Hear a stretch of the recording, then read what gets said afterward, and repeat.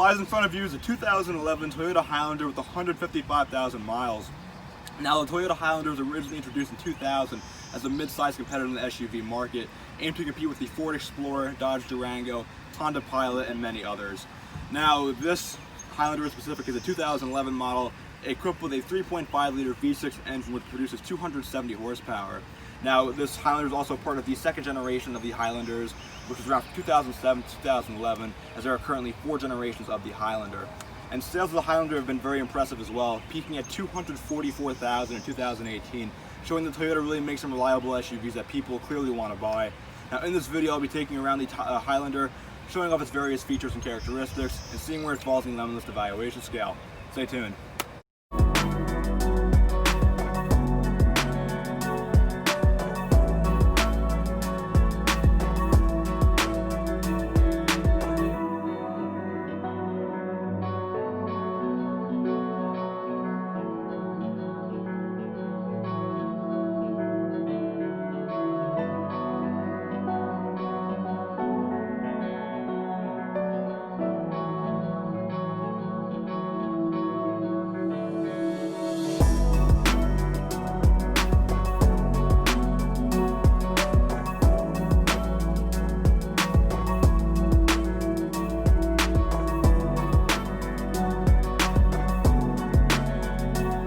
Moving to the exterior of the 2011 Highlander, what I was going to say is this car, it kind of resembles the current Toyota Land Cruiser. Like taking a look at it, has the boxier kind of back end to it with a more kind of like pickup truck style dropping off front end. It's not really swoopy like a minivan would be.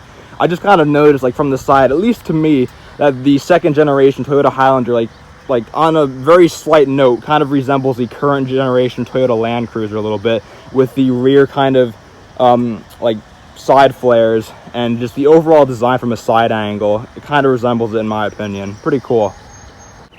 And one other exterior remark I want to make about the 2011 Highlander is the overall front grille. As you can see, you have your large Toyota badge, and then you have the 3-tier grille below and in the grille, giving a very simple and nice look to the front of the Highlander. And on the hood of the vehicle, as you can see, you have the 2 sweeping hood lines right here on the left and right side, giving a bit of a sporty look to this SUV. And as you can see, you have your large headlights right here, which is kind of cool. A lot of headlights in SUVs are kind of like integrated into the actual hood themselves, but in the 2011 Highlander, as you can see, they stick out, and they're even open in the top, which is kind of a unique design which you don't see in a lot of SUVs anymore. So a pretty cool touch on Toyota's part to the exterior of the Highlander. So one kind of unique feature that I at least thought in the Toyota Highlander that's pretty cool is the doors are abnormally large for a mid-size SUV. At least when I reviewed the Honda Pilot and the BMW X3, the doors just did not feel as large. They're almost like truck size. You can see if you open the door, it is very large. Kind of impressive and very spacious and easy access to get into the Highlander. One other cool feature I want to mention on the Highlander that I really like, as you can see, this little black button right here, if you press it, it will unlock the rear upper glass part of the vehicle, which is pretty cool. A lot of Toyotas have this where you can open up the glass compartment of the rear.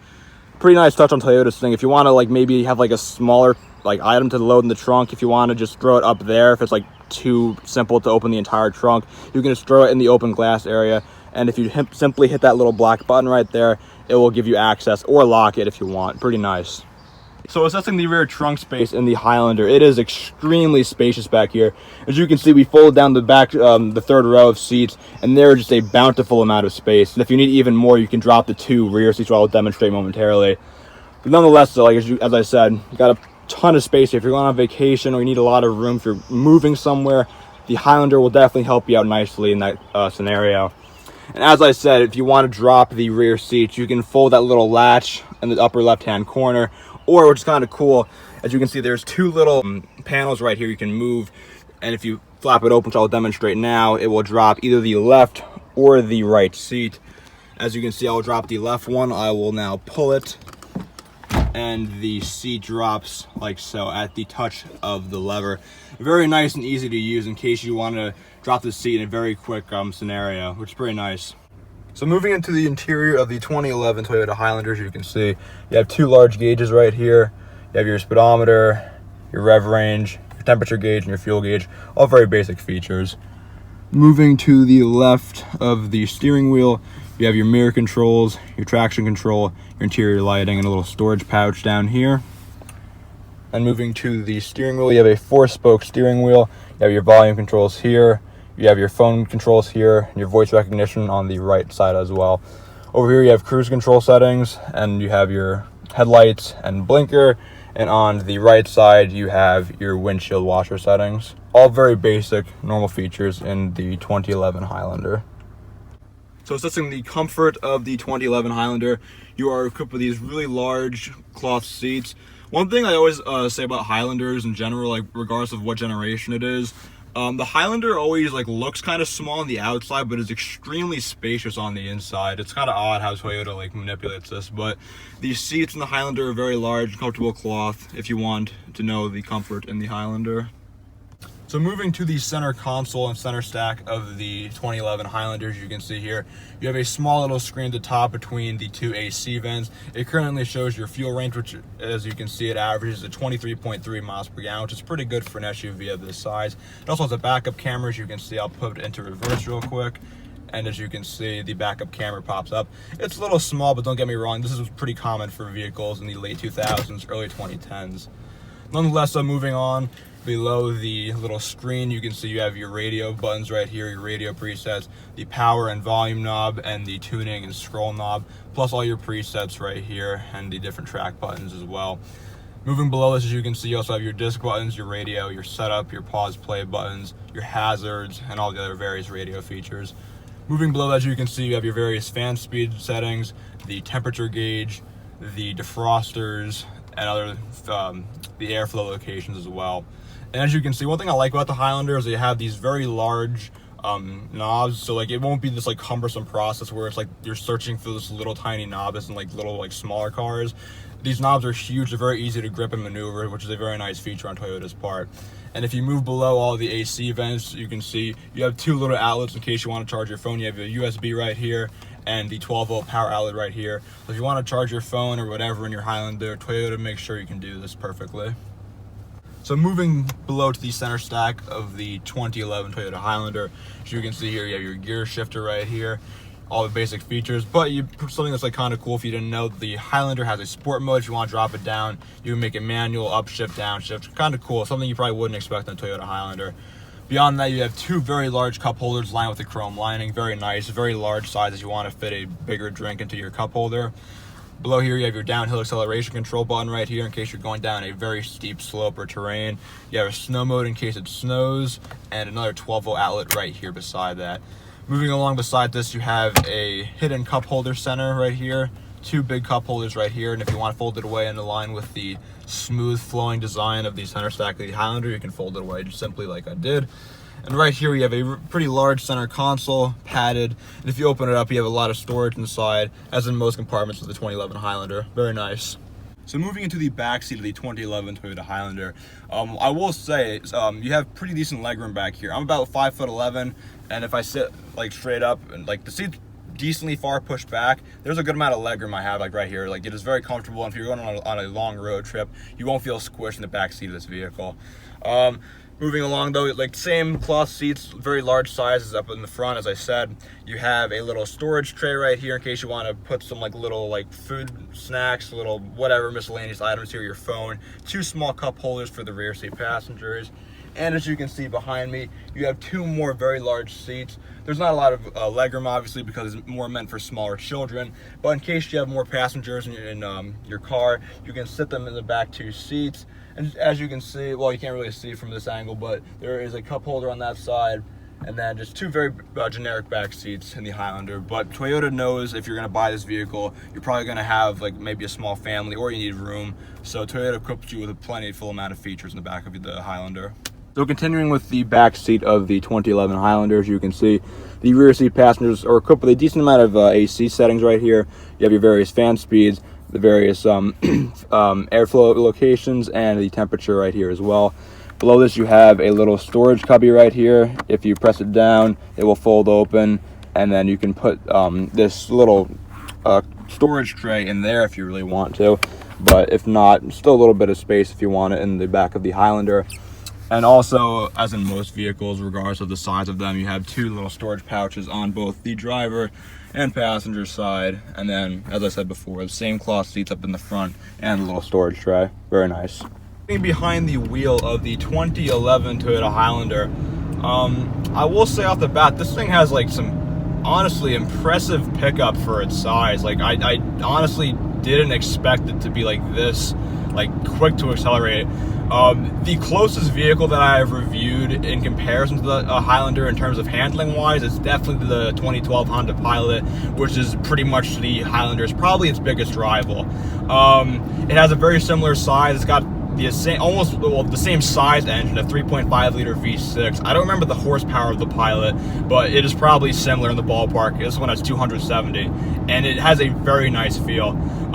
This vehicle is not huge. It's not like the size of like a Chevy Suburban or like a full-size pickup truck, but it definitely is a larger SUV. It is bigger than your CR-V or your generic like crossover four-cylinder SUV. I would be curious to see how the four-cylinder in this vehicle would drive. I mean, like, this car has very good pickup, and like I don't know if the four-cylinder would be adequate or underpowered. I wouldn't know. It's hard to guess, but I'd be curious to see how it drives. But overall, though, I mean, the comfort of this vehicle is very nice. It is smooth.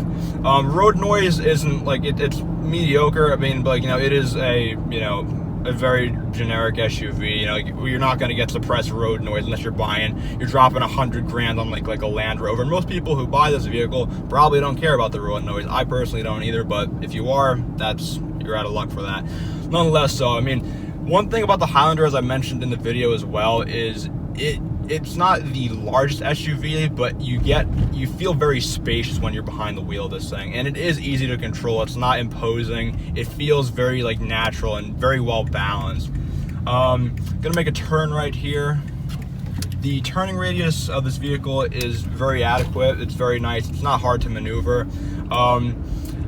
It is a little bit like, it has more pep than you might imagine it would, like, because when you first hit the throttle, at least if you're not used to driving an SUV, it gives you a little bit of like it doesn't like throw you back, but it definitely like takes you off guard a little bit.